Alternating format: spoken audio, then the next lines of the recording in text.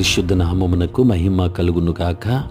క్రీస్తునందు ప్రియ దేవుని బిడ్డలారా, ప్రభు అయిన యేసుక్రీస్తు పరిశుద్ధ నామములో మీ అందరికీ ఈ ఉదయకాల శుభములు తెలియచేయచ్చు ఉన్నాను. ఈ దినమంతయు మీకు మీ కుటుంబానికి దీవెనకరముగాను ఆశీర్వాదకరముగాను దేవుడు అనుగ్రహించాలని మీ కొరకై ప్రార్థిస్తూ ఉన్నాను.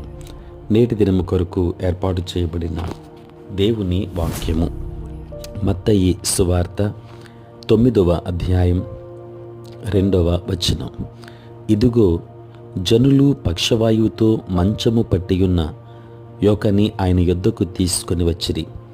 యేసు వారి విశ్వాసమును చూచి, కుమారుడా, ధైర్యముగా ఉండుము, నీ పాపములు క్షమింపబడి ఉన్నవని పక్షవాయువు గల వానితో చెప్పెను. ప్రియులారా, నేటి దినము కొరకు ఏర్పాటు చేయబడిన ధ్యానాంశము, నీవు విశ్వాసాన్ని చూడగలవు. ప్రియులారా, విశ్వాసం ఎలా ఉంటుంది?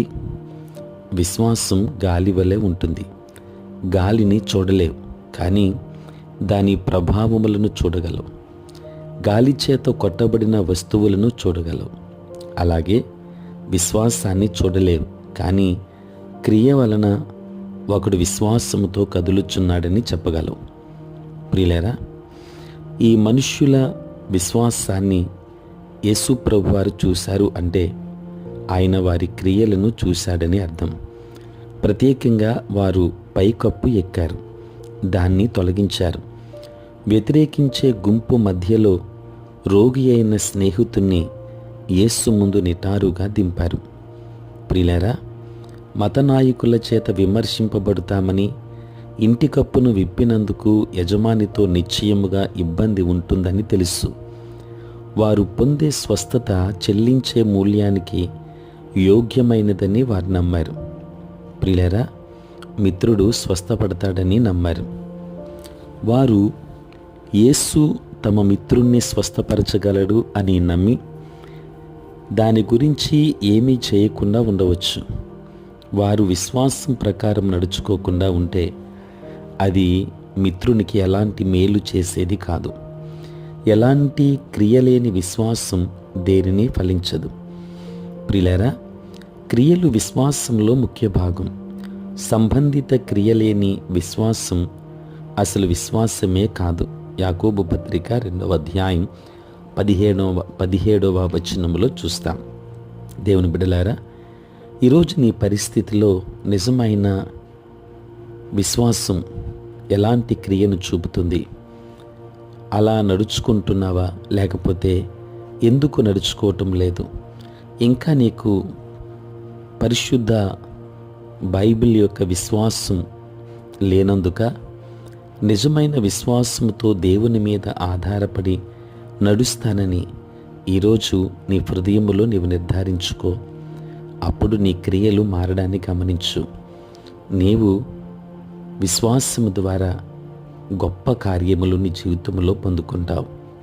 దేవుడు నిన్ను, నీ కుటుంబాన్ని బహుగా ఆశీర్వదించునుగాక. ఆమేన్. ప్రార్థన. పరిశుద్ధుడైన తండ్రి, ప్రేమ కలిగిన మా ప్రభువా, మీ పరిశుద్ధ నామమునకే వందనాలు, స్తుతులు, స్తోత్రాలు చెల్లిస్తున్నాము నాయన. రాత్రంతయు కాపాడి సంరక్షించి సుఖనిద్రను మాకు దయచేసి మా జీవితంలో మరి యొక్క నూతన దినాన్ని మేము చూడగలిగే భాగ్యాన్ని మీరు మాకు ఇచ్చినందులకే స్తోత్రాలు. ప్రభువా, ఈ దినమంతా కూడా మీ సన్నిధి మాతో ఉంచండి. మీ ప్రసన్నత మాకు దయచేయండి. నేటి మా పనులలోనూ, ప్రయాణములలోనూ, పరిచర్యలోనూ మీరే తోడుగా ఉండండి నాయన. ఎంతోమంది బిడ్డలు అనారోగ్యాలతో ఉన్నారు, వారికి ఆరోగ్యాన్ని ఇవ్వండి. సమస్యలతో ఉన్నవారు ఉన్నారు, సమాధానాన్ని ఇవ్వండి. రక్షణ లేక నశించిపోతున్న వారు ఉన్నారు, రక్షణ భాగ్యాన్ని వారికి ఇవ్వండి.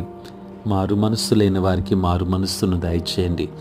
ఉద్యోగస్తులను, వ్యాపారస్తులను, ఆయా రంగాలలో పనిచేస్తున్న ప్రతి ఒక్కరిని దీవించండి. ఆయా డిపార్ట్మెంట్లలో పనిచేస్తున్న ప్రతి బిడ్డను కూడా మీరు దీవించండి తండ్రి. అనేక మంది బిడ్డలు ప్రభువా దూర దేశాలలో, దూర ప్రాంతాలలో ఉంటున్నారు. వారు ఎక్కడున్నప్పటికీ కూడా నీ కాపుదల సంరక్షణ వారికి ఇవ్వండి తండ్రి. సార్వత్రిక క్రైస్తవ సంఘాన్ని దీవించండి. నీ సేవా పరిచర్య చేయించున్న ప్రతి సేవకుని కూడా మీరు దీవించమని ప్రార్థిస్తున్నాను. నేటి దినాన పుట్టినరోజు మరియు పెళ్లి రోజు జరుపుకొనుచున్న బిడ్డలను దీవించండి.